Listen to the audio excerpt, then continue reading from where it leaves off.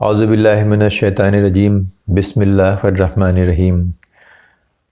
صحیح بخاری کی کتاب کے حوالے سے کتاب الایمان کے حوالے سے آج انشاءاللہ حدیث نمبر 40 کا مطالعہ ہوگا۔ آپ حضرات سے گزارش ہے سماعت فرمائیں۔ نماز بھی ایمان کا جز ہے۔ ارشاد باری تعالیٰ ہے، اللہ تعالیٰ تمہارے ایمان کو ضائع کرنے والا نہیں ہے۔ اس سے مراد بیت المقدس کی طرف منہ کر کے ادا کی گئی نمازیں ہیں۔ حدیث نمبر 40۔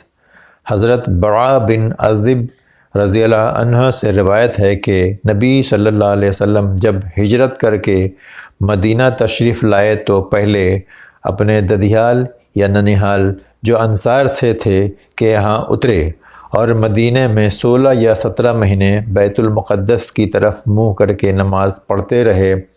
البتہ آپ چاہتے تھے کہ آپ کا قبلہ کعبہ کی طرف ہو جائے، چنانچہ ہو گیا، اور پہلی نماز جو آپ نے کعبے کی طرف پڑھی وہ عصر کی نماز تھی، اور آپ کے ہمراہ کچھ اور لوگ بھی تھے۔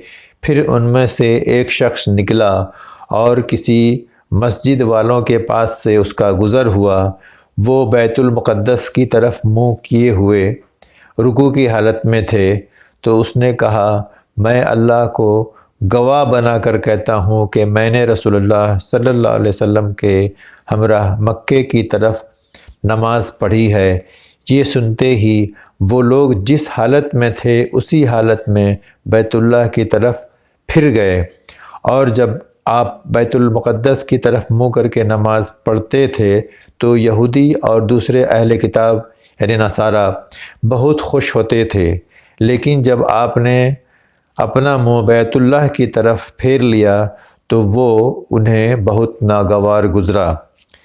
اسی حدیث میں زہیر یعنی راوی نے بواسطہ ابو اسحاق برا سے یہ بھی بیان کیا کہ تحویل کعبہ سے پہلے کچھ لوگ فوت اور شہید ہو چکے تھے۔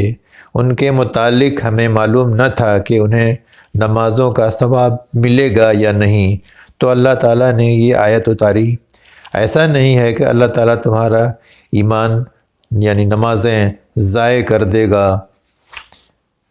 وآخر دعوانا ان الحمد للہ رب العالمین۔